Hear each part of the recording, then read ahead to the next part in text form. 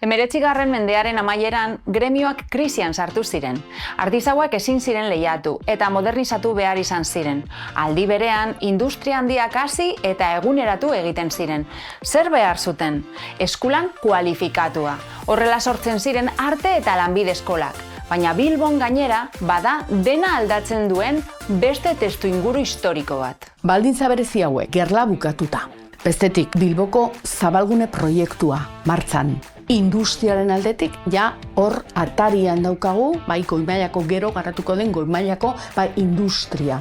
Siderurgia, metalurgia, itsasontzigintza, eta garaiko agintarien aldetik ere, eta hemen kokatu behar dugu, bai oso izen deigarria eta importantia. Pablo Alzola Minondo.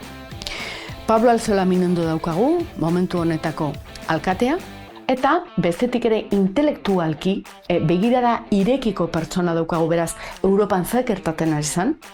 Oso interes handikoa irakaskuntza, herri irakaskuntzaren aldetik, eta oso argi ikusi zuen gizarte moderno batek sortutako demanda bereziak, eta hauek nola bete. Eta testuinguru horretan, historiko horretan, sortu zen Bilboko lanbide eskola 1869an. Ondo, testuinguru historikoa argi daukagu, eta ziur gaude bat baino gehiago igaro dela atxuriko altxor horretatik. Arte eta lanbide eskola. Baina goazten harira. Marije, zer ikasten zen Bilbon 1909ean? Zer lortu nahi zuten ikasleek?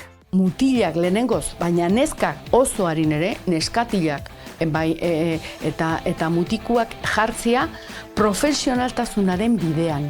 Zertan, hiri moderno batek behar zituen lanbide bereziak. Eta Pablo Alzola buruan zeukan, Bilbao eraiki ere egin behar zela. Hor daukagu zabalgunearen proiektua maigainean, paraleloan gertatu ziren. Eta horretarako ze behar zuen Bilbao. Igeltzeroak, baina zurginak ere. Eta oso laizter ere, sortu zen, irakaskuntza lerro bat definitu egin zen konstruktores. Gaur esango nuke jefe de obra edo... Ez nago ziur, baina ulertu dut emakumeek ere ikasten zutela arte eta lanbide eskoletan. Baina baldintza berdinetan? Spoilerra. Ja badakizu erantzuna, baina ondo konta dezagun.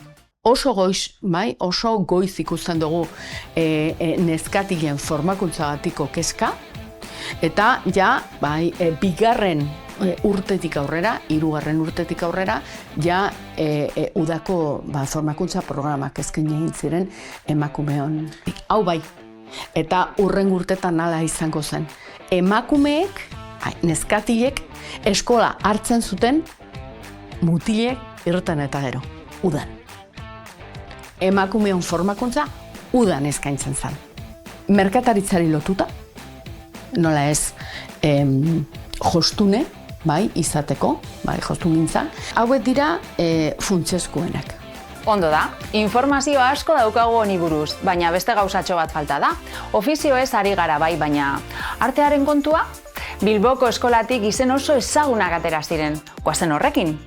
¿En qué consistía la Escuela de Artes y Oficios? Pues consistía en una combinación, digamos, también novedosa y también inspirada en algunos centros europeos, combinación de técnica y arte. A los obreros y a los oficios había que formarles y había que darles formación técnica y formación artística.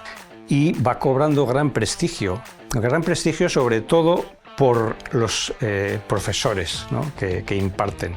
Porque ahí nos vamos a encontrar, por ejemplo, por la parte más técnica, con Ricardo Bastida, el arquitecto Ricardo Bastida, que llegó a ser subdirector del centro. Y por la parte artística, pues con pintores, escultores de la vanguardia de esos años, los mejores artistas bilbaínos como Anselmo Guinea. Gero izango den Aurelio Arteta, edo gero ezagutzen dugun Nemesio Mogrovejo, edo Quintín de Torre, edo Mamerto Seguí,